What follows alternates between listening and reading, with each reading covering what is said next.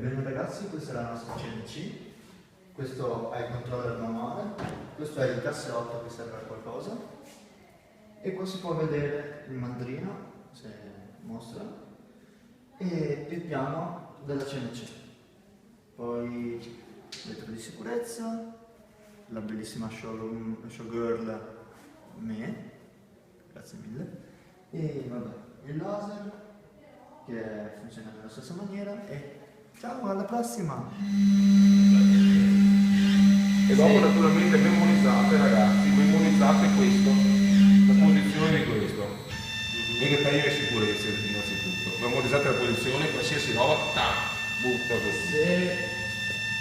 Cioè in teoria la velocità di movimento rapido non è molto più elevata dell'altra, cioè non è In teoria. sono uguali, giusto? No, non sono tanto diversi. No, al momento è 7500. No? Sì. Sì, puoi arrivare a 3000. Ecco, vedi, adesso mi prendi. La regolo da qui. Sì, adesso però. Adesso Adesso spegni il mandrino. Sì, perché adesso non è più, sta più girando il programma. Si rifai te gli onori di casa. Ciao! Dai, veramente. Fai te l'onore di casa, apri e soffia. Io faccio adesso. Fate voi. Tiro su, bisogna stare in piedi, senza sbattere. Chi soffia? Sentiamo, aspetta. È caldo? No, questo è tipico perché finché mi gira quelle velocità lì non è un problema. Ma non è una gran pulizia. Rosé suo,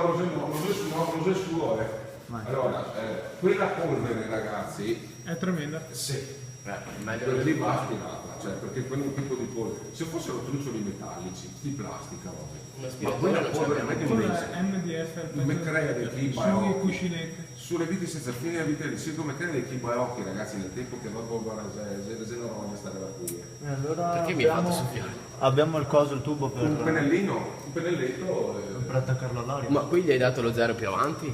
Prima. sì, ha dato la posizione 5. Che poi l'aveva settata in...